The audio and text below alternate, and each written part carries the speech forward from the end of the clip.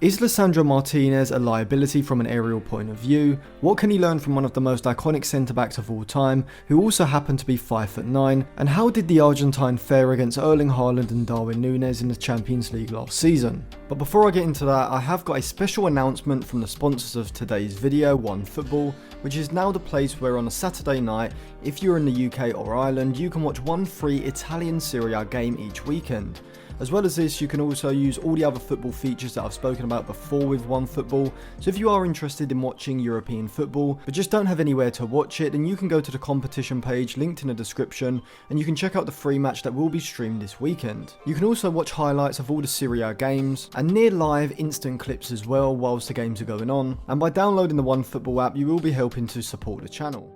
So over the last few weeks or so, despite De Gea's fingers turning to butter, Maguire playing with cement in his boots, and McTominay, well, just carrying on from where he's been over the past few seasons, it's actually new signing Lisandro Martinez who's been taking the brunt of the criticism.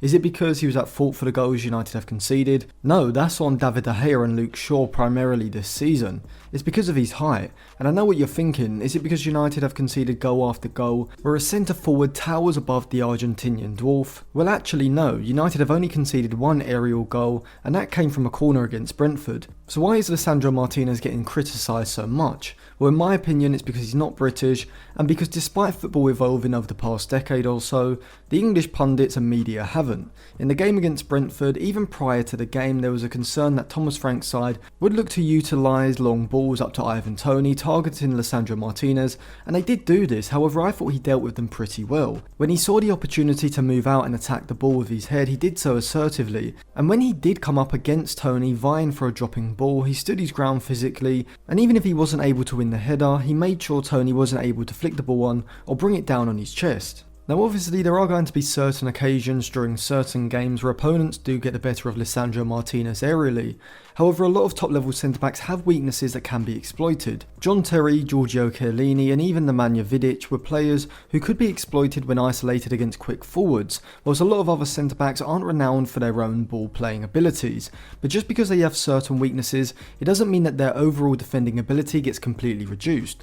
Of course, some may say that aerial ability is a lot more integral to being a top level centre back than pace or ball playing ability. However, in the modern game, and particularly in the style of someone like Ten Hag, I would have to disagree, and Harry Maguire is a perfect example of this. Despite being fairly aerially dominant, Maguire lacks the turning pace and on the ball ability when under pressure during the build up phase, which is a lot more of an issue for Ten Hag's side than Lisandro Martinez's height.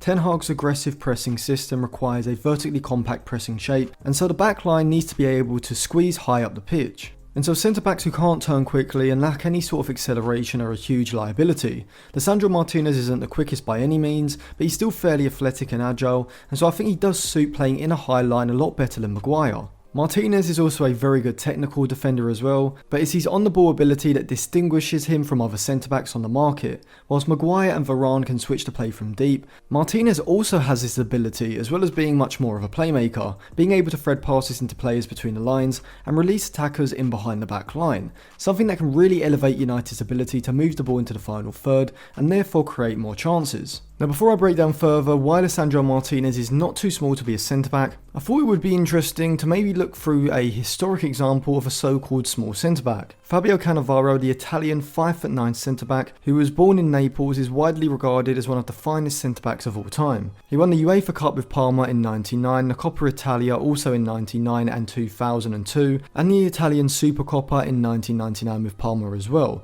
as 2 La Liga titles with Real Madrid in 2006-2007 and 2007-2008. But it was when he won the World Cup with Italy in 1990s, training alongside his idols like Diego Maradona and Ciro Ferrara, he gained a reputation, mostly when in training sessions at Napoli, for being a little, too aggressive with his tackles. The young Cannavaro produced a strong sliding tackle on Maradona, who was a star of the club at that time, to dispossess him.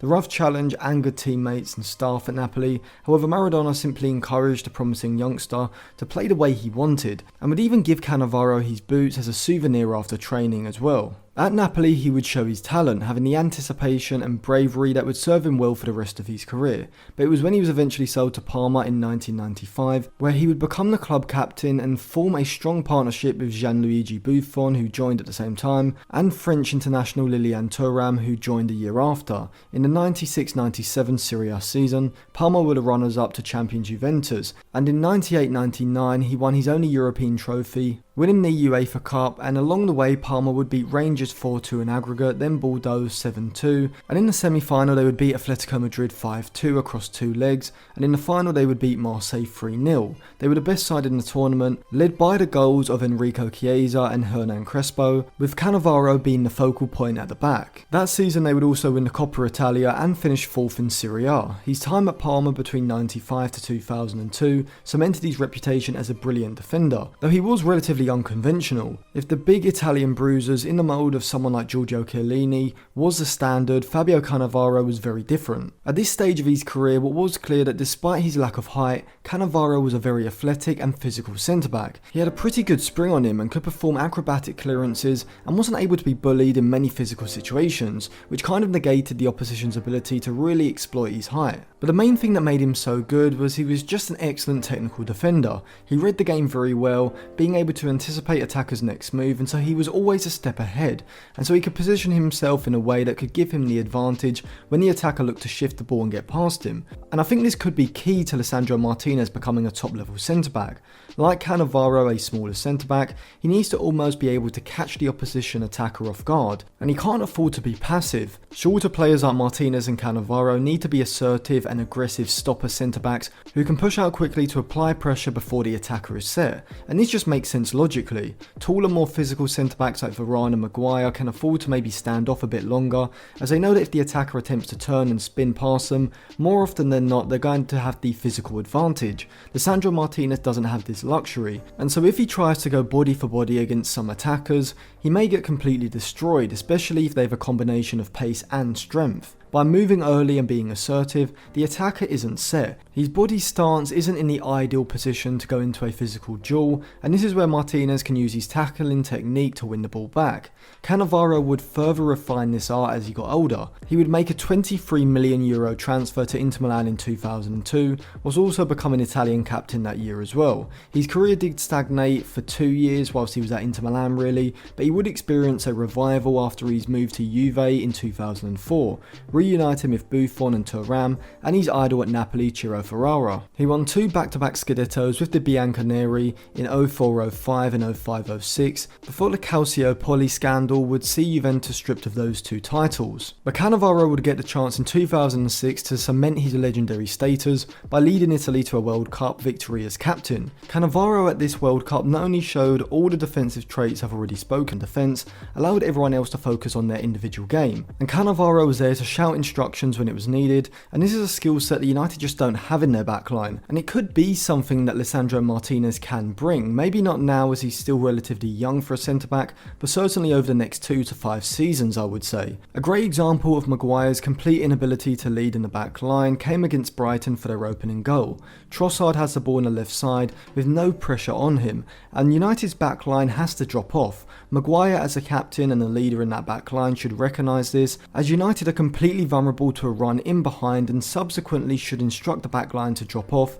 or at least position himself to stop a simple ball splitting him and Dalot to find Welbeck's run in behind. I think that given Martinez just simply can't offer the same level of physicality that either Maguire or Varane can, he needs to offer something else to the overall defence. Cannavaro offered added aggression, assertiveness, reading of the game, and eventually as he got older, leadership as well.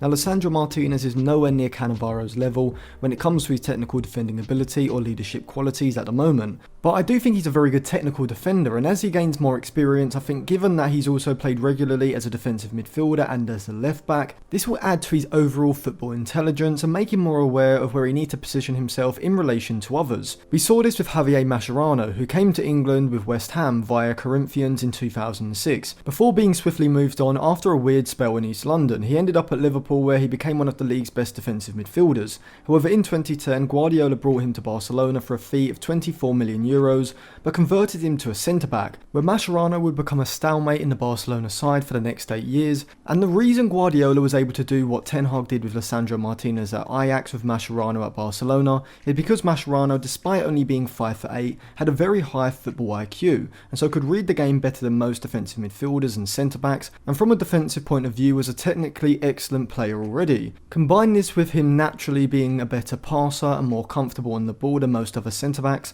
and Guardiola was able to create one of the most iconic centre-backs of all time, and Ten Hag could potentially do the same with Lisandro Martinez at Manchester United. But I also think the whole lack of height and being susceptible to being bullied narrative is very much overblown, as when Lisandro Martinez came up against Erling Haaland and Darwin Núñez for Ajax last season in the Champions League, it was his reading of the game that allowed him to be one step ahead.